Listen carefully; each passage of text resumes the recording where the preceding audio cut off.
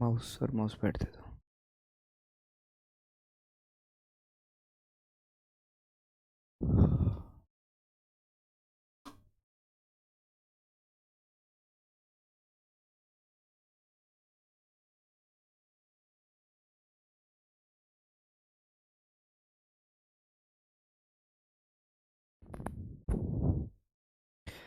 रिया मिश्रा, नमस्ते बेटा, कैसे हो? देवेश कुमार, कैसे हो मेरे भाई? Rohit Yadav, good evening.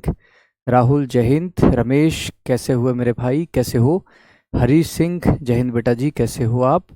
शिवानी चौधरी, जय हिंद। गौरी चाहर, जय हिंद बेटा जी। अजय सेन, जय हिंद बेटा, कैसे हो? भाई सभी बच्चों को नमस्ते, सभी को जय हिंद, सभी को गुड इवनिंग। साथियों, आज एप्लीकेशन पर आपकी पहली लाइव क्लास है, क्योंकि कल जो आपकी पहली एप्लीकेशन पर क्लास थी वो आपको रिकॉर्डेड फॉर्म में दी गई थी। लेकिन आप सभी ने कल, सभी तो नहीं लेकिन कुछ बच्चों ने कमेंट करके बोला कि सर क्लास जो है अच्छे से समझ में नहीं आई है। तो आज टाइम एंड वर्क वाले चैप्टर को हम फिर से करेंगे, अच्छे से उसको समझेंगे, कोई भी कसर हम नहीं छोड़ने वाले कि भाई हाँ ये टॉपिक हमारा थोड़ा सा कमज़ोर रह गया या इसको दोबारा करने की ज़रूरत है। वो हम ध्यान से ही करेंगे।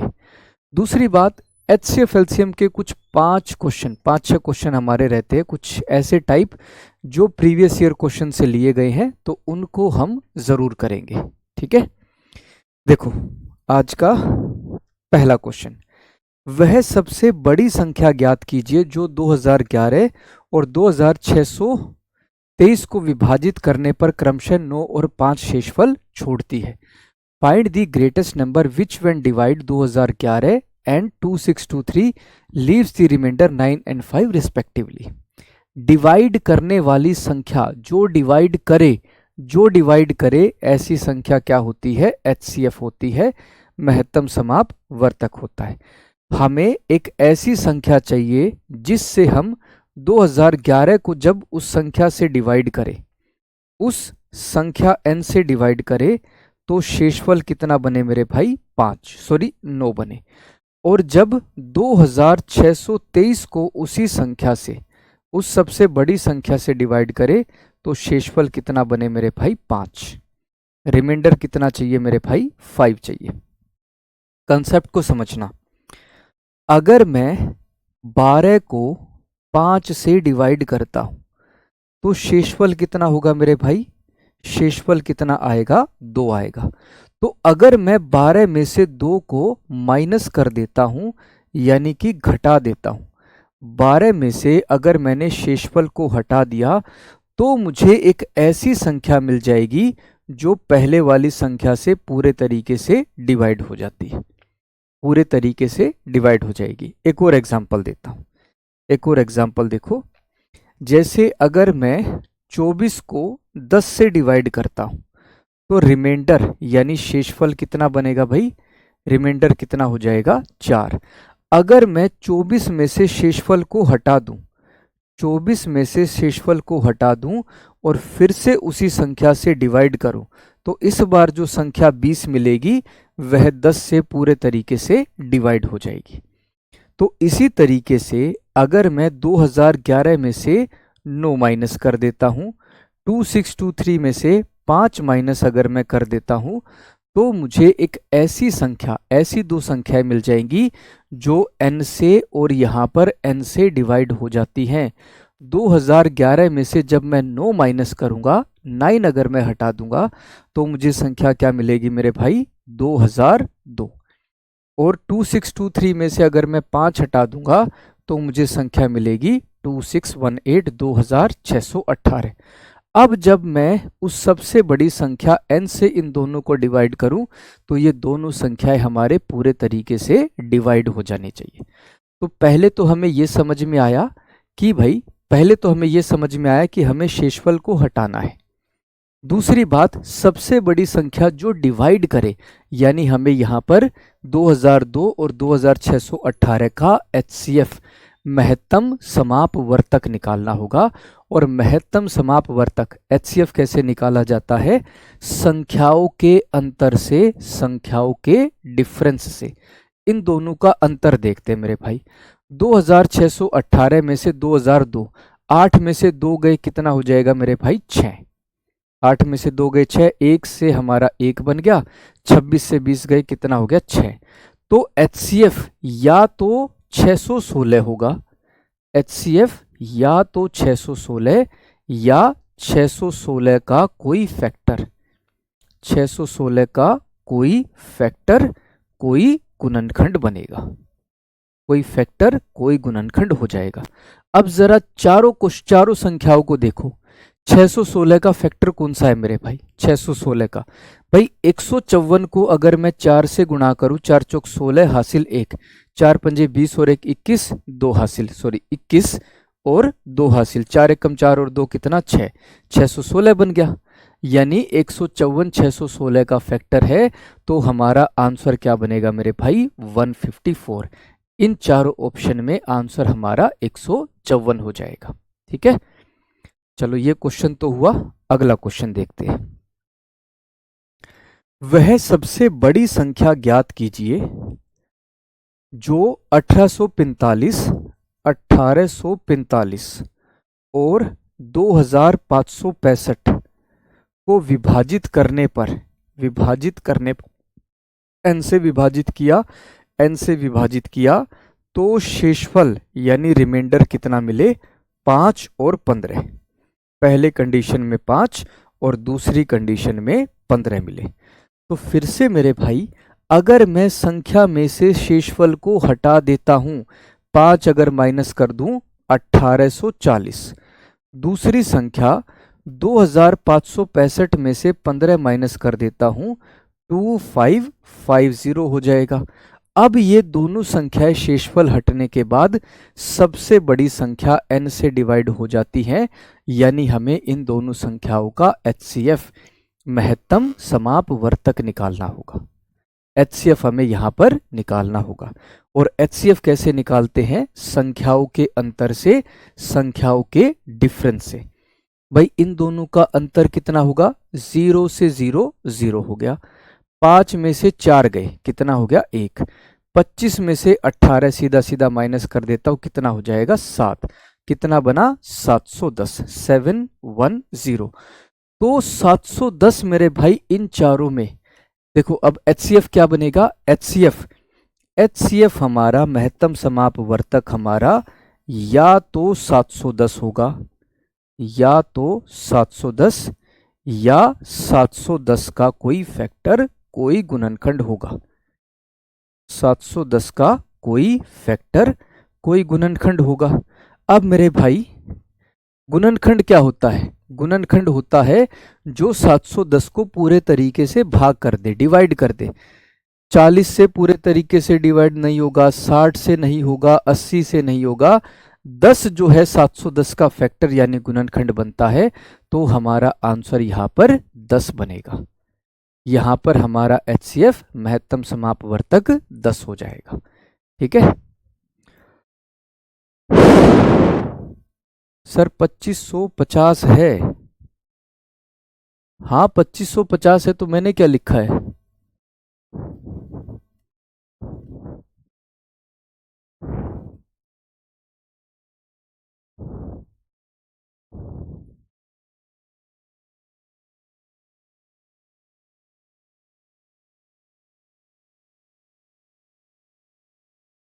शिवांश 2560। अरे ढक्कन, 2565 में से 15 माइनस करेंगे 2550 बनेगा। 65 में से 15 गए, 50 बचा।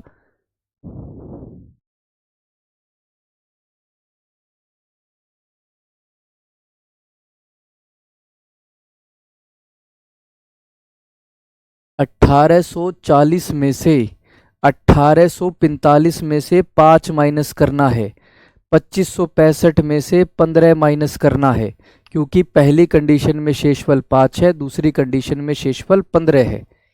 इस तरीके से क्वेश्चन है। ठीक है, 10 कैसे होगा? क्योंकि 10 ही 710 को डिवाइड कर पाती है मेरे भाई।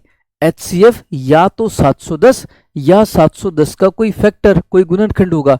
फैक्टर क्या होता है मेरे भाई? फैक्टर होता है, मान लो कोई संख्या 12 है तो 12 के फैक्टर कौन से? जो 12 को पूरे तरीके से डिवाइड कर दे, 12 को पूरे तरीके से भाग कर दे, वही सभी 12 के फैक्टर हो गए।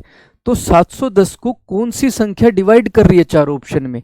चारों ऑप्शन में 10 के अलावा और कोई भी संख्या 710 को डिवाइड नहीं करती, तो हमारा आंसर 710 बनेगा।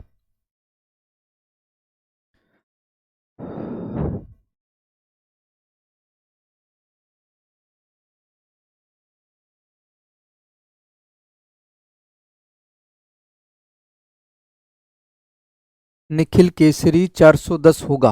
बता मेरे भाई कहां से 410 होगा? यहां 2550 है या 1840 है? बताओ 410 कहां से होगा? सर 80 भी तो डिवाइड करता है, 710 को 80 से डिवाइड करते हैं। 0 से 0 कट गया, क्या 71 8 से डिवाइड होता है? क्या 71 8 से डिवाइड होता है? आज अगले क्वेश्चन पर। दो संख्याओं का एचसीएफ 18 है और उनका एलसीएम 1800 है। संख्याओं के कितने जोड़े संभव हैं? The HCF of two numbers is 18 and their LCM is 1800.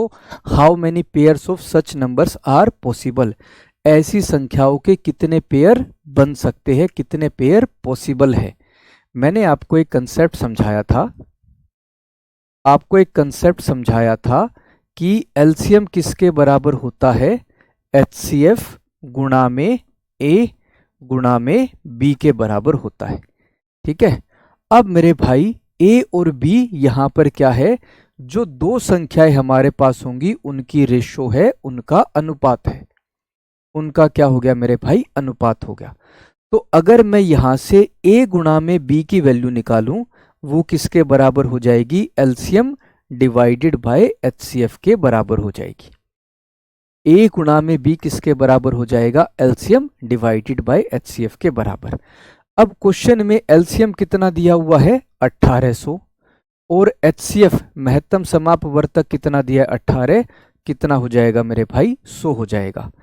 दो ऐसी संख्याएं जो कि रेशो पर हो, अनुपात पर हो, और जिनको मल्टीप्लाई करने पर कितना बने? 100 बने। ऐसी कितनी संख्याएं बन सकती हैं? ऐसे कितने युग्म बन सकते हैं? ठीक है मेरे भाई, 100 एक काम करते हैं, 1 को 100 से गुणा कर देते हैं, या फिर 2 को 50 से गुणा कर देते हैं, या फिर 4 को 25 से गुणा कर देते हैं, 4 5 6 7 8 9, या फिर 10 को 10 से गुणा कर देते हैं। ये 4 ऐसे पेयर बनेंगे मेरे भाई। लेकिन यहां ध्यान से देखो, 2 और 50 को हम और छोटे अनुपात 1:25 में काट सकते हैं, 1:25 में। ऐसे 10 और 10 का अनुपात क्या हो जाएगा? 1:1 हो जाएगा। यानी 2 और 50 को हम नहीं लेंगे, 10 और 10 को हम यहां पर नहीं लेंगे। एक पेयर बनेगा 1 और 100 का, दूसरा पेयर बनेगा 4 और 25 का, क्योंकि दोनों संख्याएं हमारी रेशो पर, अनुपात पर होनी चाहिए। इसलिए हमारा आंसर यहां पर क्या हो जाएगा? 2 होगा। 2 ही ऐसे पेयर संभव है जहां पर एलसीएम संख्याओं का 1800 हो और एचसीएफ कितना हो मेरे भाई? 18 हो। ठीक है,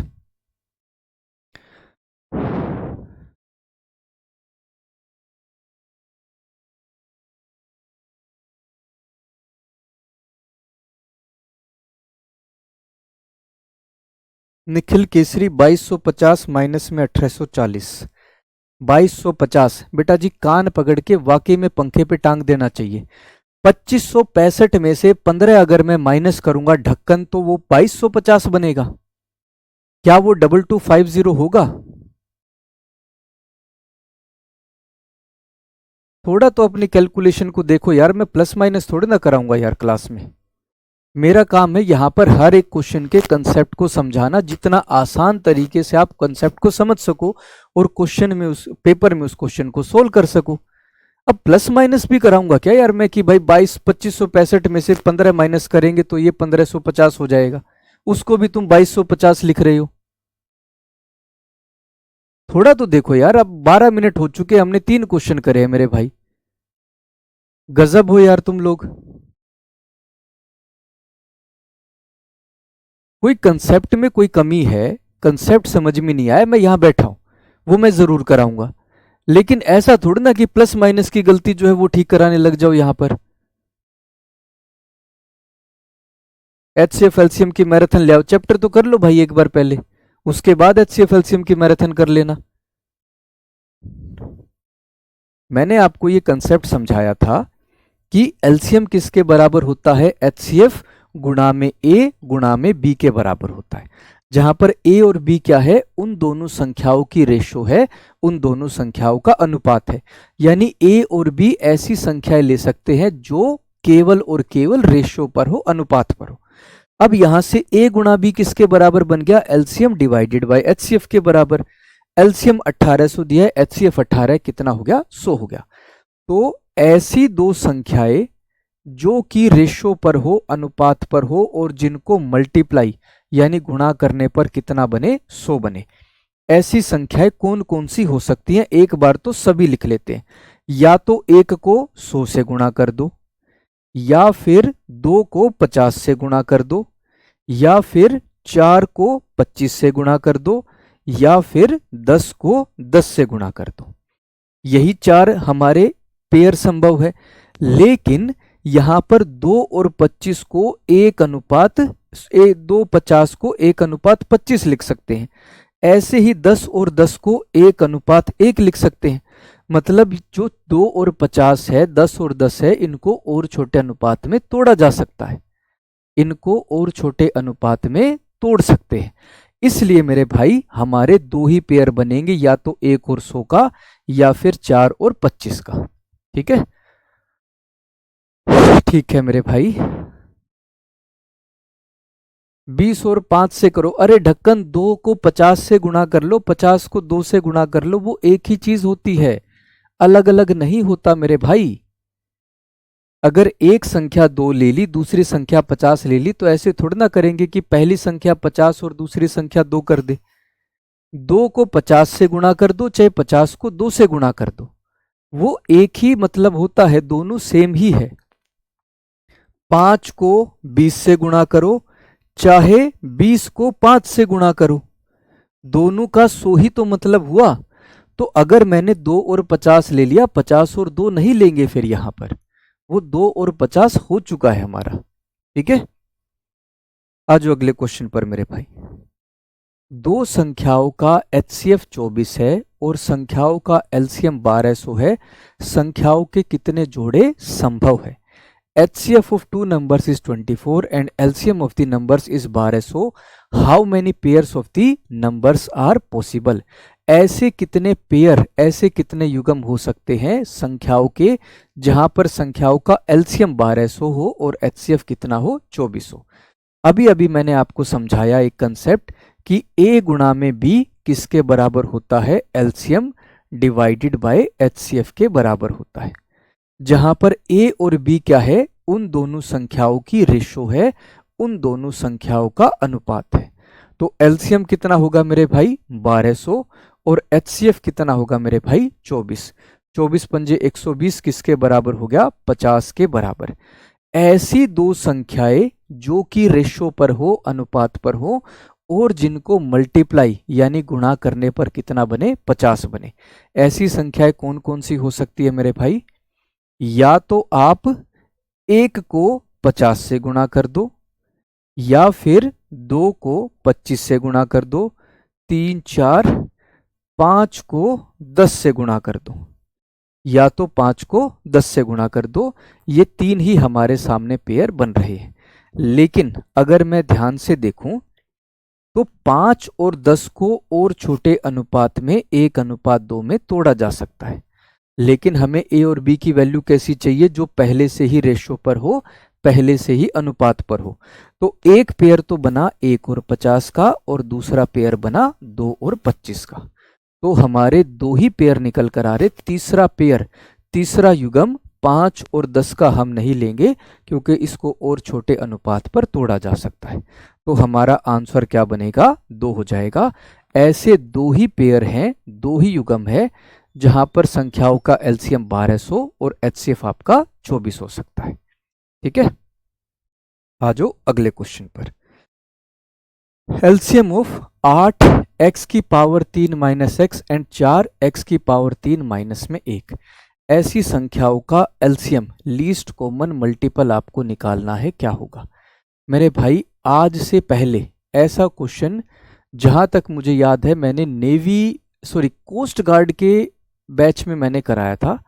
एयरफोर्स में इस तरीके का क्वेश्चन आज तक नहीं पूछा गया। हालांकि वैसे तो जो है हालांकि नेवी में भी नहीं पूछा गया है और कोस्ट गार्ड में केवल एक ही बार पूछा गया था।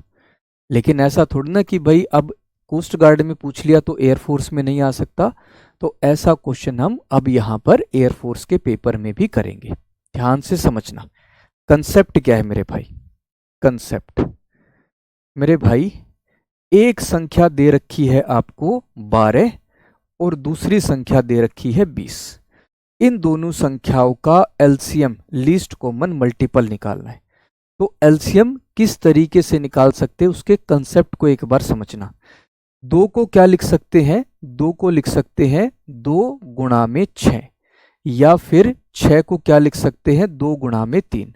2 गुणा में 2 गुणा में 3 लिखा जा सकता है। 2 गुणा में 2 गुणा में 3 लिखा जा सकता है। या फिर मेरे भाई 20 को 4 गुणा में 5 लिखा जा सकता है। 4 गुणा में 5, यहां पर 4 गुणा में 3 लिख देता हूं। 12 को 4 गुणा में 3 लिख दिया। ये हमारे 12 के और 20 के फैक्टर यानी कि गुणनखंड हो गए। 12 4 से भी डिवाइड हो सकता है, 3 से भी डिवाइड हो सकता है, 20 4 से भी डिवाइड हो सकता है और 5 से भी डिवाइड हो सकता है। तो एलसीएम कैसे निकाला जाता है ऐसी संख्याओं का? ऐसी संख्याओं का एलसीएम हो जाएगा मेरे भाई 4 दोनों जगह पर है तो मैंने 4 लिख दिया। पहले में 12 में 3 दिखाई दे रहा है, मैंने एक बार 3 लिख दिया। दूसरी जगह पर 5 दिखाई दे रहा है, मैंने 5 लिख दिया। तो 4 गुणा में 3 गुणा में 5 हमारा एलसीएम लीस्ट कॉमन मल्टीपल हो जाएगा। जितने भी हमें फैक्टर दिखाई देंगे उन सभी फैक्टर्स को लिया जाएगा। सभी के सभी फैक्टर, सभी के सभी गुणनखंड को लिया जाता है। ठीक है, जैसे एक और एग्जांपल देता हूं मेरे भाई। 20 का और 25 इन दोनों का एलसीएम निकालना है मुझे, लीस्ट कॉमन मल्टीपल। तो 20 को लिख सकते हैं 4 गुणा में 5 और 25 को लिख सकते हैं 5 गुणा में 5। 5 गुणा में 5 लिख सकते हैं। या फिर मेरे भाई और आसान तरीके से समझो, 4 को लिख सकते हैं 2 का वर्ग गुणा में 5 की पावर 1। 5 को लिख सकते हैं 5 का वर्ग, 5 का वर्ग लिखा जा सकता है। अब ऐसी संख्याओं का एलसीएम मैंने निकालना आपको बताया हुआ है। आधार और उसकी घात, इस तरीके की संख्याओं का एलसीएम निकालना बताया मैंने।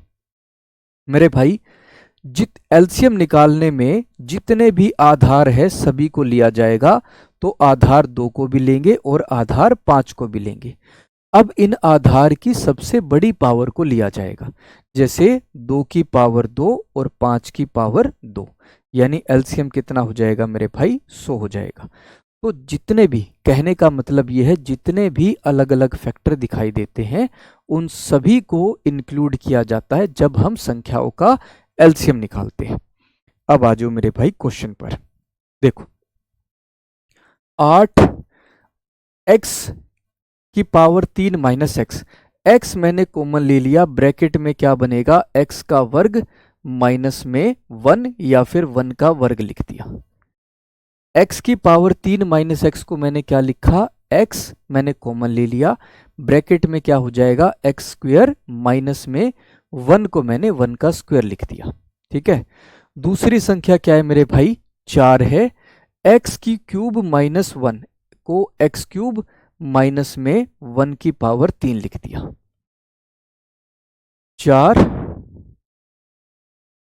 4 एक्स की पावर 3 माइनस 1 की पावर 3 लिख दिया।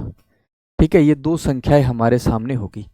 अब एक्स स्क्वायर माइनस ए स्क्वायर, ये हमारा ए स्क्वायर माइनस में बी स्क्वायर का फॉर्मूला बन रहा है, जो कि किसके बराबर होता है, ए माइनस बी गुणा में ए प्लस बी के बराबर होता है। ए गुणा में ए माइनस बी ए प्लस बी के बराबर होता है। तो इसको लिख सकते हैं 8 एक्स हमारा ऐसे ही एक्स स्क्वायर माइनस 1 का स्क्वायर को एक्स माइनस 1 गुणा में एक्स प्लस 1 लिखा जा सकता है। ठीक है, ये हो गई हमारी पहली संख्या। दूसरी संख्या कैसे होगी मेरे भाई? दूसरी संख्या, ये फॉर्मूला बन रहा है ए क्यूब माइनस में बी क्यूब, जिसका फॉर्मूला होता है ए माइनस में बी गुणा में A square plus A B plus में बी स्क्वायर के बराबर होता है।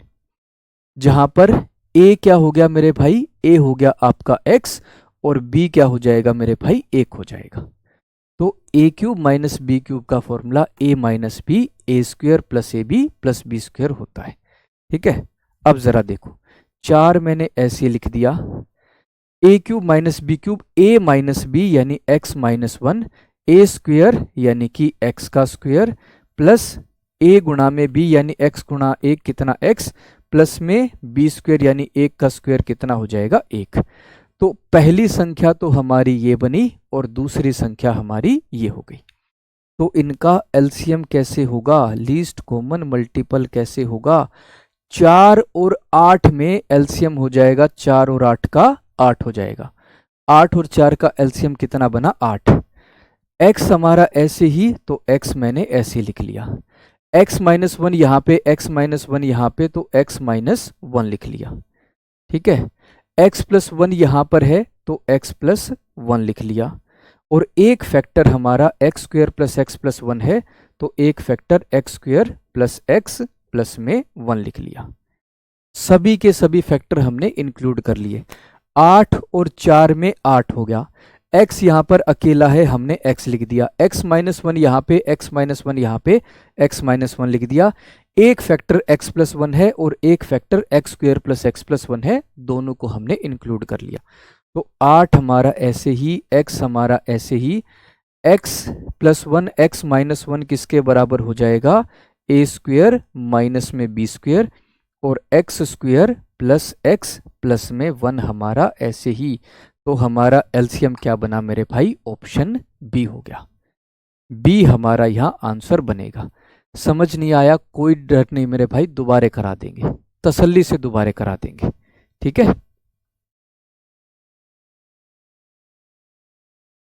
दोबारे समझो मेरे भाई, एक बार कंसेप्ट को फिर से दोबारे समझो।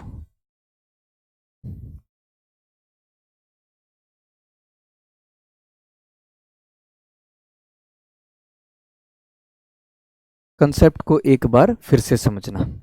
देखो, एक जगह लिखा है 2 का वर्ग, दूसरी जगह लिखा है 3, फिर लिखा है 5, दूसरी जगह लिखा है 2 की पावर 3, फिर लिखा है 3 का वर्ग गुणा में 7 गुणा में 11। ये दो संख्याएं हमारे सामने हैं, दो संख्याएं। ठीक है, तो अब इन दोनों संख्याओं का एलसीएम लीस्ट कॉमन मल्टीपल किस तरीके से निकालेंगे उसको समझना है, जरा ध्यान से समझना मेरे भाई। एलसीएम की कंडीशन में जितने भी आधार होते हैं या जितने भी फैक्टर होते हैं उन सभी को इंक्लूड किया जाता है, सभी के सभी फैक्टर को इंक्लूड करेंगे। तो मेरे भाई 2 भी इंक्लूड करेंगे, 3 आधार को भी लिया जाएगा, 5 को भी लिया जाएगा, 7 को भी लिया जाएगा और 11 को भी लिया जाएगा। सभी आधार हमने ले लिए। अब मेरे भाई इस आधार की सबसे बड़ी पावर, 2 आधार की सबसे बड़ी पावर क्या है? 3, मैंने 3 लिख लिया।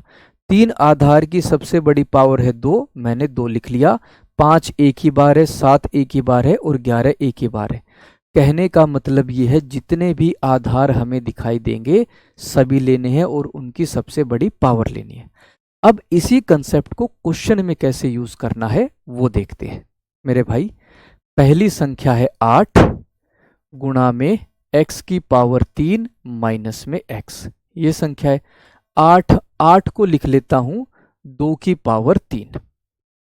ठीक है, x की पावर 3 माइनस x में मैंने x कॉमन ले लिया, ब्रैकेट में क्या बना, एक्स स्क्वायर माइनस में 1 हो गया। ठीक है, अब मेरे भाई एक्स स्क्वायर माइनस 1, 1 को 1 का स्क्वायर लिख दिया तो ये ए स्क्वायर माइनस बी स्क्वायर बन गया, जिसका फॉर्मूला होता है ए माइनस में बी गुणा में ए प्लस में बी। ए माइनस बी गुणा में ए प्लस बी होता है। तो यहाँ पर 2 की पावर 3 गुणा में एक्स गुणा में ए माइनस में बी गुणा में ए प्लस में बी हो गया। पहली संख्या हमारी निकल कर आ गई, सोल्व कर कर हमारे सामने ये बनकर आई। ये आपकी पहली संख्या। अब दूसरी संख्या को देखते हैं। दूसरी संख्या दी है 4 गुणा में x की पावर 3 माइनस 1 को 1 की पावर 3 लिख दिया। x की पावर 3 माइनस 1 की पावर 3, ये किसका फॉर्मूला बन रहा है, a क्यूब माइनस में b क्यूब, जो कि किसके बराबर होता है, a माइनस में b गुणा में a square plus A B plus में b स्क्वायर के बराबर होता है। ठीक है मेरे भाई, तो 4 को मैंने लिख दिया 2 का वर्ग गुणा में a minus b, a square plus A B plus b square को कैसे लिखेंगे, a माइनस बी यानी कि x माइनस में 1 हो गया, a स्क्वायर यानी कि x का स्क्वायर हो गया, a गुणा में b यानी x गुणा में a कितना x प्लस में b का स्क्वायर यानी 1 का स्क्वायर कितना हो जाएगा, 1 हो जाएगा। तो ये हमारी दूसरी संख्या निकल कर आई। दोनों संख्याएं हमारे सामने सोल्व होकर आ चुकी हैं। अब इन दोनों संख्याओं का एलसीएम, लीस्ट कॉमन मल्टीपल निकालना है। ठीक है, तो मेरे भाई 2 की पावर 2 और 2 की पावर 3 में एलसीएम क्या हो जाएगा, आधार 2 की सबसे बड़ी पावर यानी कि 3 हो जाएगा। यहां पर x अलग से लिखा हुआ है, यहां पर x अलग से लिखा है तो मैंने यहां पर x लिख लिया। x माइनस 1 यहां पर है, x माइनस 1 यहां पर है, दोनों की पावर एक ही है तो मैंने x माइनस में 1 लिख लिया। एक फैक्टर यहां x प्लस 1 दिख रहा है तो x प्लस 1 भी लिख लिया। एक फैक्टर यहां पर x square plus x plus 1 दिख रहा है मेरे भाई, इस फैक्टर को भी लिख लिया, x square plus x plus में 1। यानी जितने भी फैक्टर, जितने भी गुणनखंड दिख रहे हैं उन सभी को हमने यहां पर इंक्लूड कर लिया। x माइनस 1 x प्लस 1 किसके बराबर होता है, x स्क्वायर माइनस 1 ए स्क्वायर माइनस बी स्क्वायर के बराबर। तो फॉर्मूला क्या, आंसर क्या बना, 2 की पावर 3 यानी कि 8 गुणा में x गुणा में x स्क्वायर माइनस 1 गुणा में x स्क्वायर प्लस में x प्लस में 1 हो गया। आंसर क्या बनेगा मेरे भाई, ऑप्शन बी हो जाएगा। अंशु लोर, बेटा जी सही में जो है हद है आपकी, हद लिमिट है कि जो क्वेश्चन करा रहा हूं उसको नहीं करना, मेरे को अपना क्वेश्चन बताओ भाई आंसर। और आप नहीं बता रहे तो आप हमारे कमेंट को इग्नोर कर रहे हो। मेरे भाई मैं सभी बच्चों को ये क्वेश्चन समझाऊं कि आपके अकेले का ये डाउट सोल्व करूं। ढक्कन, थोड़ा तो वेट कर लिया करो मेरे भाई कि अभी क्वेश्चन चल रहा है।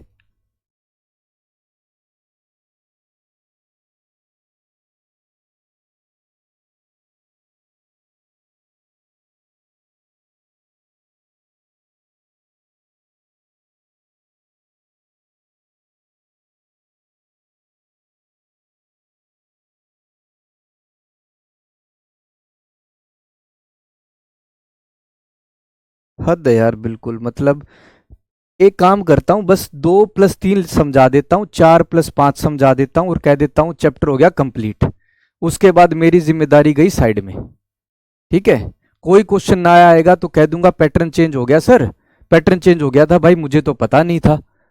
ठीक है, पैटर्न चेंज हो गया, मुश्किल क्वेश्चन तो मैंने कराया नहीं क्लास में, बस 2 प्लस 3 करा दिया, 4 प्लस 5 करा दिया, 8 प्लस 9 करा दिया, सभी बच्चे खुश कि भाई हो सर ने इसे ऐसे क्वेश्चन करा दिए, बिल्कुल ही आसान आसान क्वेश्चन, हमसे तो सारे हो गए।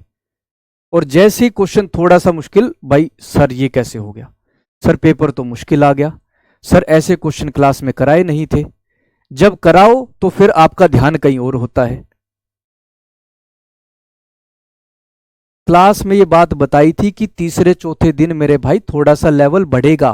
कोस्ट गार्ड का प्रीवियस ईयर पेपर एक बार सर्च करना, थोड़ा सा आपको पता लगेगा, ऐसा क्वेश्चन आया था।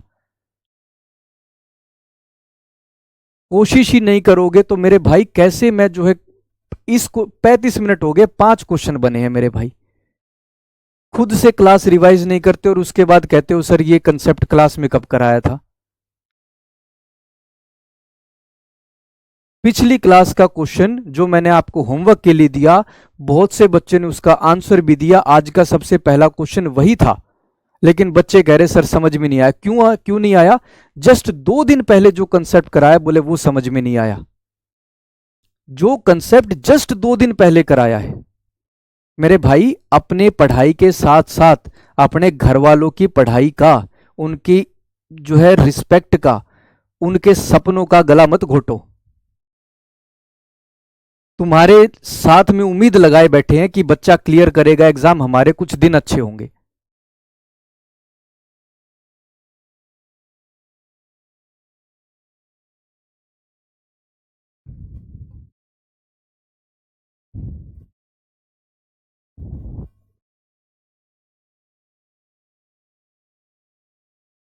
मैंने कल रिकॉर्डेड क्लास दी, मैंने कहा समझ में नहीं आया तो कमेंट करना, मैं जरूर क्लास में वो क्वेश्चन दोबारा कराऊंगा।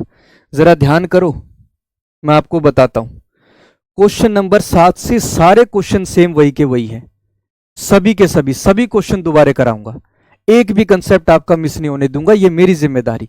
लेकिन भाई मैं भी तो चाहता हूं कि तुम घर जाकर क्लास को रिवाइज तो कर लो कम से कम। वो तुम नहीं कर रहे तो फिर कैसे पेपर होगा मेरे भाई?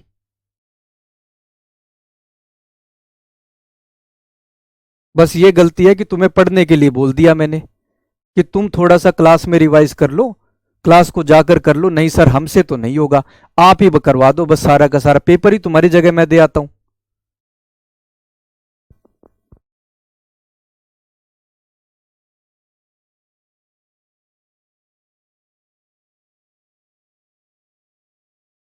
मोहित पुनिया सर, क्वेश्चन नंबर 3 में 20 और 5 ले सकते हैं? हाँ बेटा जी, 5 गुना में 20 और 20 गुना 5 अलग अलग चीजें होती है, जो मैंने बता दिया। फिर से उसी जगह पर गायब है बच्चा कि सर 20 गुना में 5 क्यों नहीं लिया।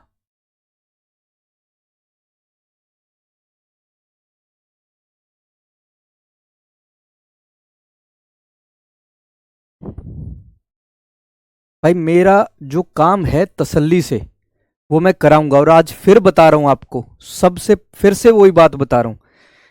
डेमो क्लास में मैंने पूरा सिलेबस बताया है, वो सिलेबस आपको करवाया जाएगा। जो टाइम टेबल आपको बताया है उसी टाइम टेबल के हिसाब से लगातार चीजें चलेंगी।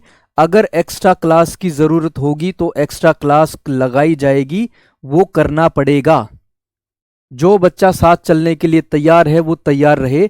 मैं ये वादा करता हूं, previous year question SSC GD के पिछले 2 साल के प्रीवियस ईयर क्वेश्चंस हर चैप्टर के रिवीजन के लिए कराऊंगा, हर चैप्टर के। यहां पर अगर एचसीएफ एलसीएम कराए, इसके पिछले 2 साल के एचसीएफ एलसीएम के जितने भी क्वेश्चन है वो क्लास में करवाए जाएंगे। आप में हिम्मत है पढ़ने की तो साथ में पढ़ो, लेकिन अगर जो मेहनत नहीं कर रहा, जो ये कह रहा है कि सर ये जो है मुश्किल हो गया और हो गया, मेरे भाई फिर आप आउट हो जाओ, वो आपकी मर्जी है।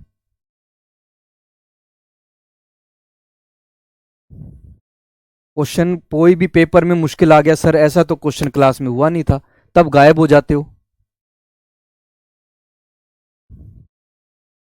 देखो यहां पर क्वेश्चन, ऐसे ही क्वाड्रेटिक इक्वेशन द्विघात समीकरण का एचसीएफ भी पूछ लिया जाता है। एचसीएफ एक ऐसी संख्या जो दी गई संख्याओं को डिवाइड कर देती है, ऐसी संख्या जो भाग कर देती है। एलसीएम भाग होने वाली संख्या है, एचसीएफ महत्तम समापवर्तक भाग करने करने वाली संख्या। तो मेरे भाई मान लो एक संख्या दी आपको, क्वाड्रेटिक इक्वेशन का एग्जांपल लेता हूं। एक है x-1, दूसरी x+1, दूसरी एक x+3, दूसरी संख्या है मेरे भाई x+1, इधर स्क्वायर लिख दिया इसका, ठीक है। यहां पर है मेरे भाई x-2 और यहां पर है मेरे भाई x-5। ये दो संख्याएं हमारे सामने हैं, दो संख्याएं, यहां पर लिख दिया 4, यहां पर लिखा 4 और यहां पर लिखा 32। ये दो संख्याएं हमारे सामने है, इन संख्याओं का HCF महत्तम समापवर्तक निकालना है। तो मेरे भाई पहले तो यहाँ पर 4 और 32 को देखो, 4 और 32 को देखो। 4 और 32 का HCF महत्तम समापवर्तक कितना होगा? 4 होगा, क्योंकि मैंने कंसेप्ट समझाया था, जब मैं संख्याओं का HCF निकालता हूँ, संख्याओं का जब HCF निकालना होता है तो जो सबसे छोटी संख्या होती है HCF या तो उसके बराबर बनेगा या उससे भी छोटी संख्या होगी। 4 और 32 में HCF या तो 4 बनेगा या 4 से भी छोटी संख्या होगी, उससे बड़ी संख्या नहीं बनेगी। तो 4 और 32 का HCF कितना हो गया? 4। अब x-1 यहां पर है, HCF की कंडीशन में सिर्फ कॉमन फैक्टर्स को लिया जाता है, कॉमन गुणनखंड को ही लिया जाता है, कॉमन गुणनखंड को ही लिया जाता है। x-1 यहां पर पहली संख्या में है लेकिन दूसरी संख्या में नहीं है। x+3 पहली संख्या में है, दूसरी संख्या में नहीं है। x-2 दूसरी संख्या में है, पहली संख्या में नहीं है।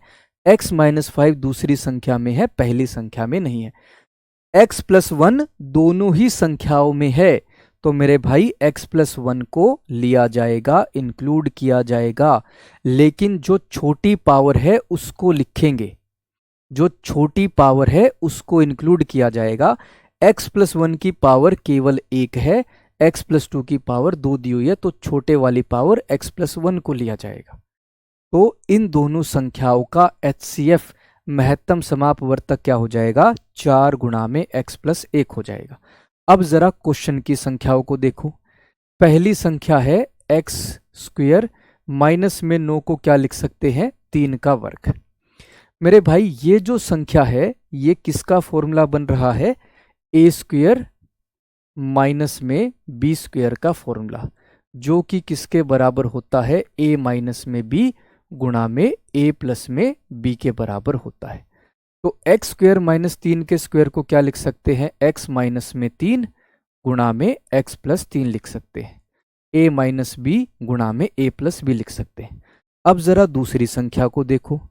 दूसरी संख्या क्या है मेरे भाई? x² माइनस में 6x प्लस में 9 है, प्लस में 9। मेरे भाई इसको सोल्व कर सकते हैं।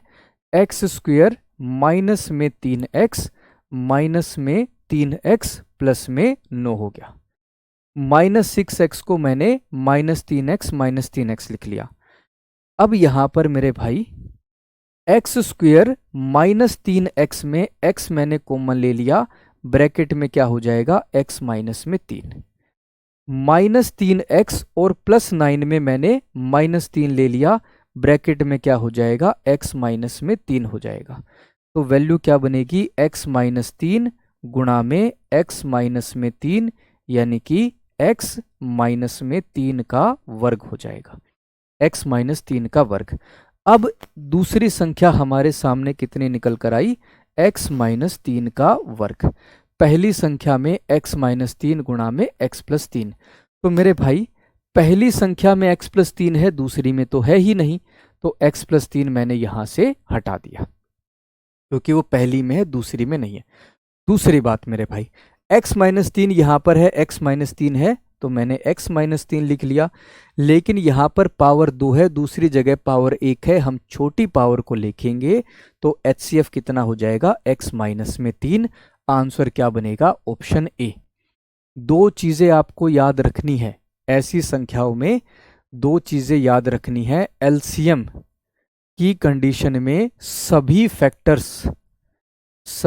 फैक्टर्स यानी जितने भी गुणनखंड है सभी को लिया जाएगा, सभी गुणनखंड जो है लिए जाएंगे, ठीक है।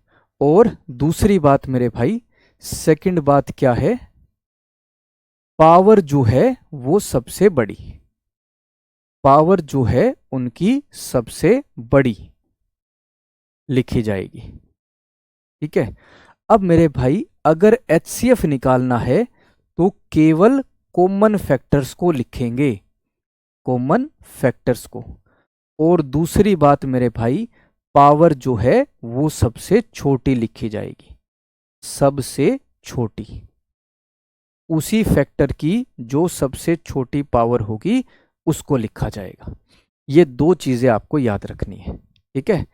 यहाँ तक आपका HCF LCM का जितना भी टॉपिक है वो आपका कंप्लीट हो गया। अगर आपके पास प्रीवियस ईयर क्वेश्चंस है, अगर आपके पास SSC GD के प्रीवियस ईयर क्वेश्चंस है तो अच्छी बात है, नहीं है तो रोजगार विद अंकित एप्लीकेशन पर आपको प्रीवियस ईयर क्वेश्चंस मिल जाएंगे। पिछले 2 साल के क्वेश्चंस खुद से करके देखना, आपको समझ में आएगा कि जो कंटेंट आपको क्लास में कराया गया है वैसे ही क्वेश्चंस पेपर में आए हुए हैं उसी तरीके से, ठीक है। 4 और 32 कहाँ से आया विशाल बेटा जी? वो मैंने खुद से माने हैं ढक्कन, वो खुद से माने हैं मेरे भाई। ये बोला तो है कि ये दो संख्याएं मानी हुई हैं, 4 यहाँ पर माना है, 32 यहाँ पर माना है। x-1 भी तो माना ही है ना मेरे भाई, x+1 भी तो माना ही है ना मेरे भाई।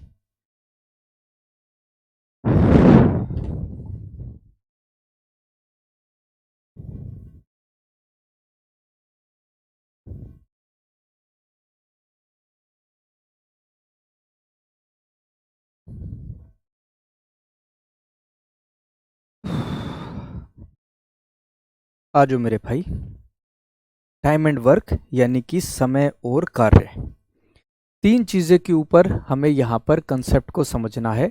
समय क्या होता है, कार्य क्या होता है और किस तरीके से हमें क्षमता निकालनी होती है।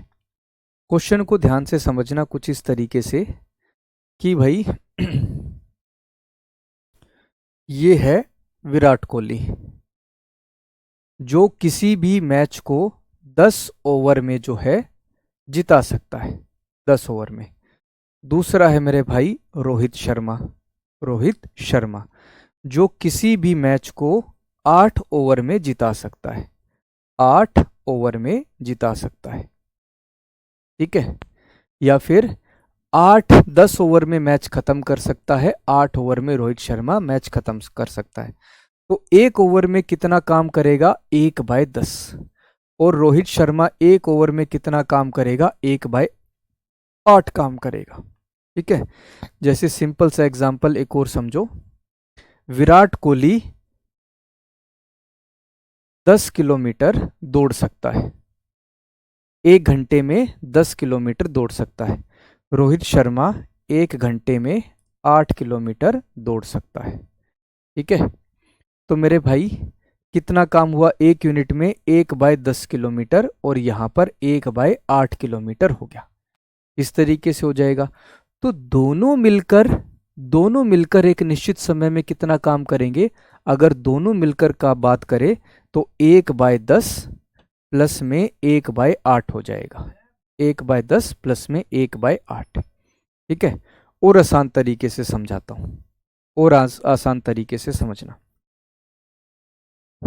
मेरे भाई। विराट कोहली जो है एक बड़ी आइसक्रीम 2 घंटे में पूरी कर सकता है, एक बड़ी आइसक्रीम को 2 घंटे में पूरा कर दिया, पूरी खा गया भाई। रोहित शर्मा एक बड़ी आइसक्रीम को जो है 4 घंटे में पूरी कर देता है, 4 घंटे में पूरी की पूरी बड़ी आइसक्रीम खत्म कर दी। तो 1 घंटे में कितनी आइसक्रीम खाएगा, आधी आइसक्रीम खाएगा। रोहित शर्मा 1 घंटे में 1/4 आइसक्रीम खत्म कर देगा। तो दोनों मिलकर अगर काम करेंगे तो कितनी आइसक्रीम खत्म कर देंगे, 1/2 प्लस में 1/4। अब अगर इस 1/2 और 1/4 को सोल्व करना है तो एलसीएम निकालकर हमें क्वेश्चन को सोल्व करना पड़ेगा, एलसीएम निकालकर क्वेश्चन को सोल्व करना पड़ेगा। लेकिन अगर मैं आपको ये कहूं 2 + 4 बताओ कितना होता है, 2 + 4, तो आप बड़ी ही आसानी से आंसर दे दोगे, सर ये तो 6 होता है। 2 + 4 पूछूंगा तो 6 आप बिना पेन चलाए बता दोगे, लेकिन 1/2 + 1/4 पूछूंगा तो वहां पर आपको समय लग जाएगा। कहने का मतलब ये है कि जो इस तरीके से आप क्वेश्चन को सोल्व करोगे जैसा स्कूल में करते थे, तो आपको क्वेश्चन को सोल्व करने में टाइम लगेगा, क्वेश्चन को सोल्व करने में टाइम लगता है, ठीक है।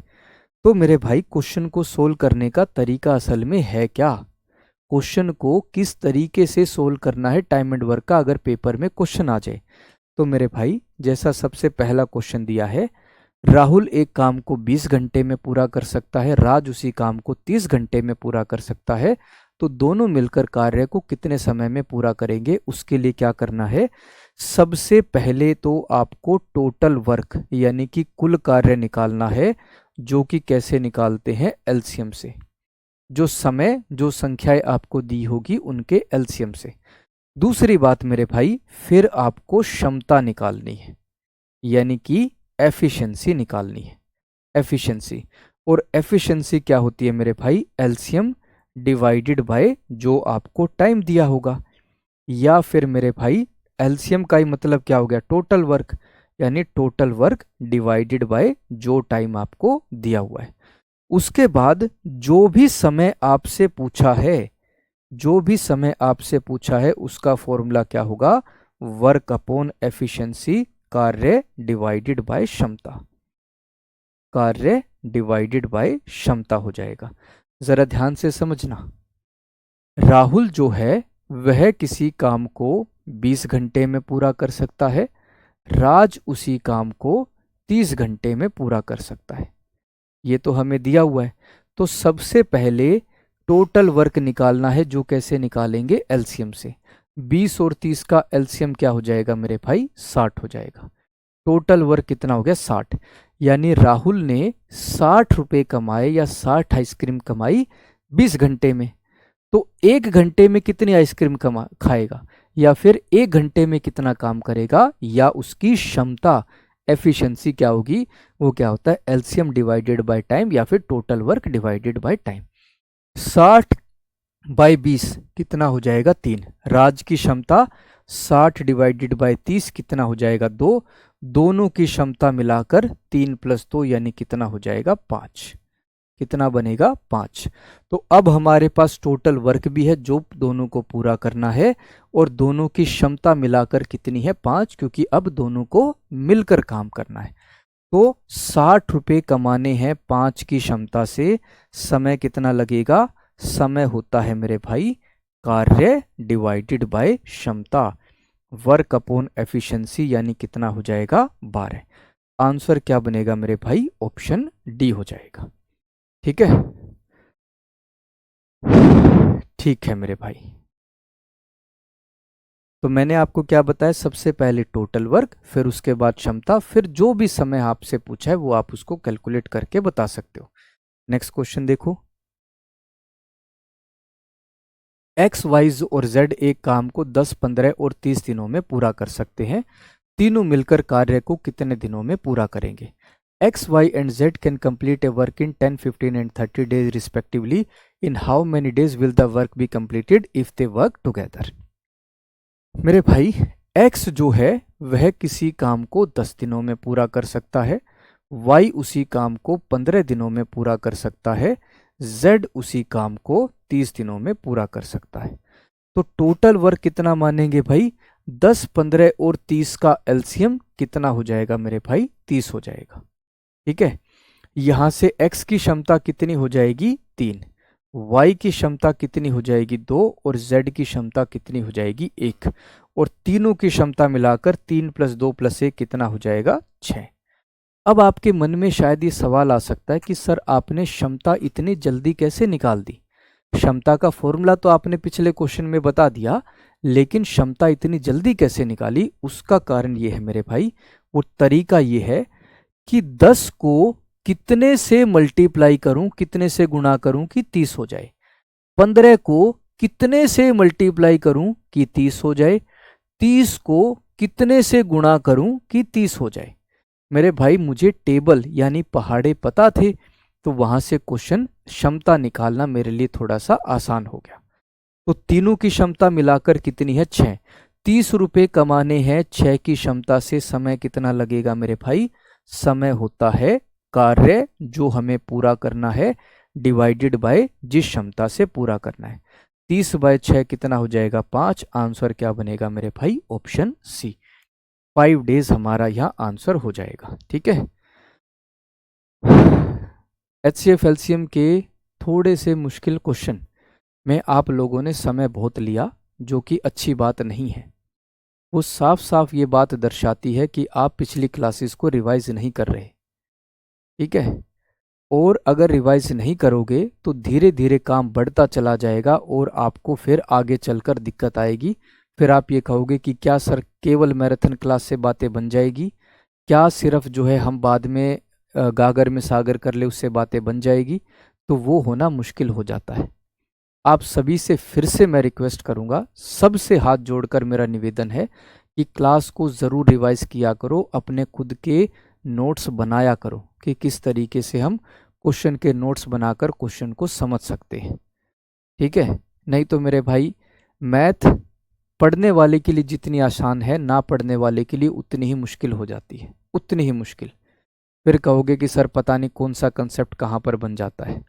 ठीक है, इसलिए मेरे भाई कंसेप्ट को रिवाइज करो। आज की क्लास आपकी यहीं तक, कल चैप्टर को आगे बढ़ाएंगे। एचसीएफ एलसीएम का चैप्टर हमारा कंप्लीट हो चुका है। अगले संडे, आज ही बता रहा हूँ, नेक्स्ट संडे को, अगले संडे को एचसीएफ एलसीएम के एसएससी जीडी के पिछले 2 साल के जितने भी क्वेश्चंस आए हुए हैं, इंपॉर्टेंट क्वेश्चंस अलग अलग कंसेप्ट पर, वो आपको ज़रूर करवाए जाएंगे ताकि आप प्रीवियस ईयर क्वेश्चंस को भी अच्छे से देख सको। ठीक है, नेक्स्ट क्लास में मिलता हूँ मेरे भाई आपको परसों। जय हिंद, जय भारत, लव यू भाई सभी को।